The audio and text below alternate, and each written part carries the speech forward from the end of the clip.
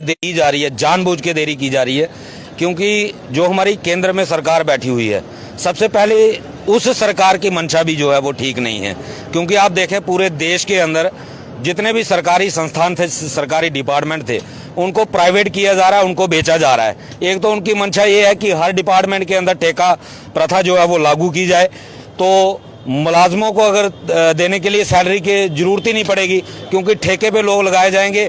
जिस कंपनी को ठेका मिलेगा वहां से कुछ ना कुछ कमीशन मिल जाएगा। एक तो सरकार की मंशा वो है। दूसरा, ये एक पॉलिटिकल इशू बीजेपी की तरफ से इस मुद्दे को बनाया गया है, क्योंकि 2014 में जब पिछली सरकार थी तब एक कैबिनेट सब कमेटी का गठन हुआ था, और कैबिनेट सब कमेटी ने एक रिपोर्ट बनाई थी जिसमें उन्होंने 3 फेज में परमानेंट करने का जिक्र किया था। तब जम्मू कश्मीर में इस चीज़ को मुद्दा बनाया गया, क्योंकि जब जम्मू कश्मीर में बाढ़ आई थी तो हालात अब नॉर्मल थे, तो उस वजह का फ़ायदा केंद्र सरकार की तरफ से उठाया गया और एकदम से जम्मू में इलेक्शन अनाउंस कर दिए गए, जिसकी वजह से डेली वेजर का मुद्दा जो पेंडिंग रह गया। और भारतीय जनता पार्टी की तरफ से इस मुद्दे डेली वेजर का हल किया जाएगा। लेकिन 9 साल से केंद्र में भी सरकार है और 3 साल जम्मू के अंदर भी भारतीय जनता पार्टी की पहली बार सरकार रही, लेकिन डेली वेजर के मुद्दे को इग्नोर किया गया। एक लूला लंगड़ा SRO 520 जो है वो भारतीय जनता पार्टी और PDP की कोलिशन सरकार की तरफ से लाया गया। जब तक सरकार सत्ता में रही उसके ऊपर काम होता रहा। 578 लोग अलग अलग डिपार्टमेंट के अंदर रेगुलाइज किए गए, लेकिन जैसे ही जून 2018 में भारतीय जनता पार्टी और PDP की सरकार टूट गई, उसके बाद उस SRO को भी रोक दिया गया, जिससे स्पष्ट सामने दिखता है कि ये पॉलिटिकल गेम बना के रखी गई है कि इलेक्शन आएगी, दोबारा इस मुद्दे पे इलेक्शन लड़ेंगे कि हमें वोट दे दो, हमारी सरकार आएगी तो हम इंसाफ करेंगे। लेकिन अब ऐसा नहीं होगा। हमें जो भी चाहिए वो इलेक्शन से पहले चाहिए और हम लड़ेंगे। सरकार के लिए स्पष्ट संदेश है। हमारे मोदी जी ने विदेशों में घूम घूम करके भारत की एक छवि बनाई है, और आज जम्मू कश्मीर के अंदर G20 की मीटिंग होने वाली है, जिसमें पूरे विदेशों से लोग, लगभग 30 देशों के लोग जो हैं जम्मू कश्मीर का दौरा करने वाले हैं।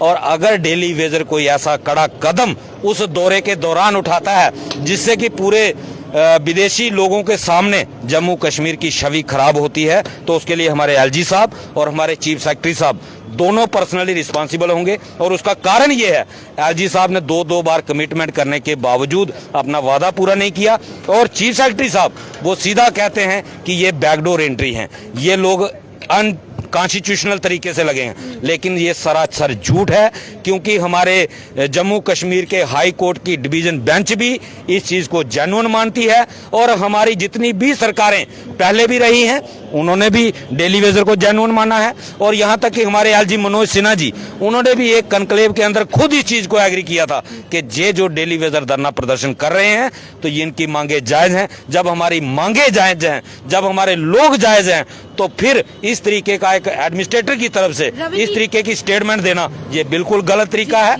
और अगर इसका रोष कहीं G20 मीटिंग के दौरान निकलता है तो इसके लिए वो खुद पर्सनल जिम्मेदार होंगे। रवि जी, मैं एक चीज आपसे और जानना चाहूंगी, क्योंकि जिस प्रकार अभी बता रहे हैं आप कि भारतीय जनता पार्टी पूरी तरह से रिस्पॉन्सिबल है कहीं ना कहीं, और बात की जाए अगर रविंदर रैना जी की, कुछ समय पहले उनके साथ एक इंटरव्यू हुआ था जिस दौरान उनसे पूछा गया था कि अभी तक PHE का मामला हल नहीं हुआ है, PHE के डेली वेजर्स का मामला अभी तक हल नहीं हुआ है, तो वो कहते हैं आगे से कि सबके मसले जल्द से जल्द हल किए जाएंगे।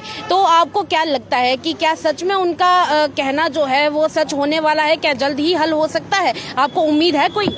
मैम, सबसे पहले तो भारतीय जनता पार्टी को पिछले 9 साल से हम देखते आ रहे हैं और 9 साल से यही सुनते आ रहे हैं, तो अब हमें इन चीज़ों पे कोई खास विश्वास नहीं रहा है।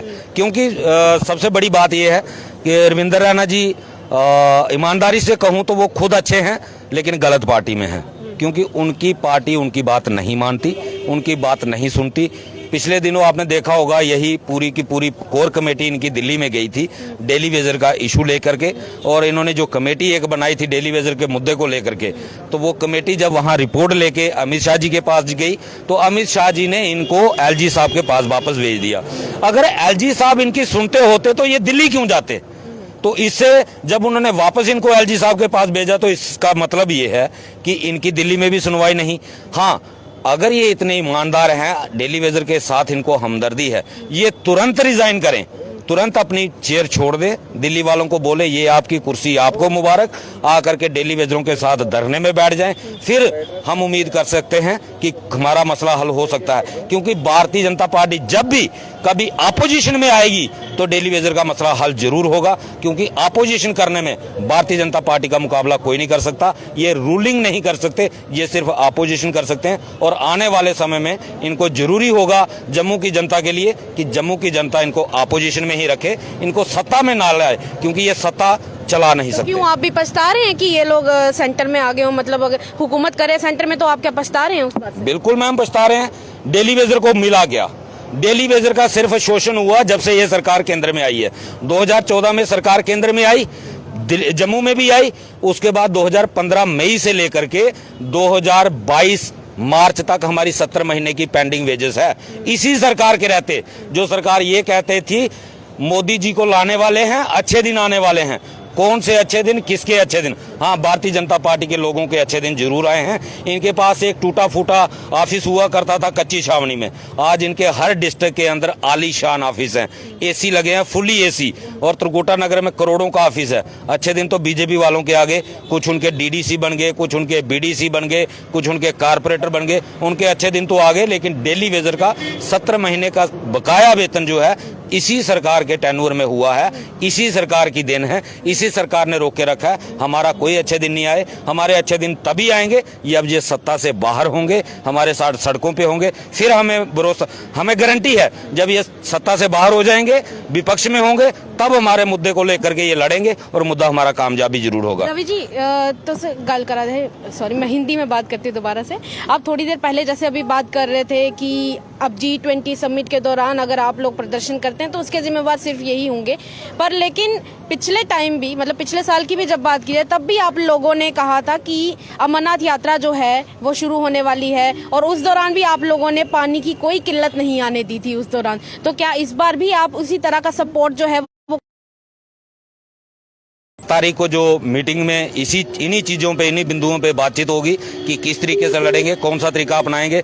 लेकिन एक चीज क्लियर है, अगर हमारे मसले को अनसीरियस लिया गया तो बीजेपी की छवि को वो नुकसान होगा जो शायद बीजेपी आज तक सोच नहीं पाई होगी। क्योंकि हमारे बहुत सारे डेली वेजर साथी जो सुसाइड कर गए, और बहुत सारे लोग ऐसे हैं जो आज भी सुसाइड करने की भी उठाना पड़ा।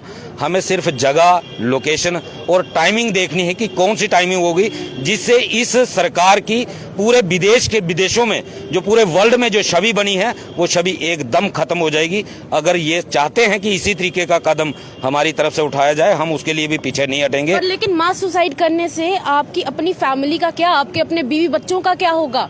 मैम इस बारे में सोचा आपने? मैम आज उन घरों की हालत देखें जो कम से कम 250 के करीब हमारे लोग सुसाइड कर चुके हैं मजबूरी हालत में आकर के। आज उनके परिवारों को देखो, अगर उनके हालत क्या है, ये सरकार की जिम्मेदारी है। इसी सरकार को सत्ता में रहने का कोई अधिकार नहीं, और ऐसे लोगों को सत्ता से बाहर भगाने के लिए कभी अगर कुर्बानी देनी पड़े तो पीछे नहीं हटेंगे, कुर्बानी देनी पड़ी देंगे, लेकिन ये सरकार सत्ता से जाएगी। आखिरी सवाल मेरा, 10 तारीख को आप लोगों की जो मीटिंग होने वाली है, कौन कौन से डिस्ट्रिक्ट से डेली वेजर्स जो हैं उसमें आने वाले, सिर्फ जम्मू प्रोविंस के होंगे या फिर बाकी प्रोविंसेस के भी आने वाले हैं, या फिर और कौन कौन से डिस्ट्रिक्ट से आने वाले? मैं चाहूंगी कि आप जरूर बताएं जाते। मैम हमारे जम्मू के 10 डिस्ट्रिक्ट से जो हमारे रिप्रेजेंटेटिव हैं सभी आ रहे हैं, और हमारा सरकार के लिए स्पष्ट संदेश है, सरकार जल्द इस पे जितनी जल्दी फैसला ले सके ले, वरना आने वाला टाइम जो है वो अच्छा नहीं है। क्योंकि अब अग्रेसिव मोड में हमने पहले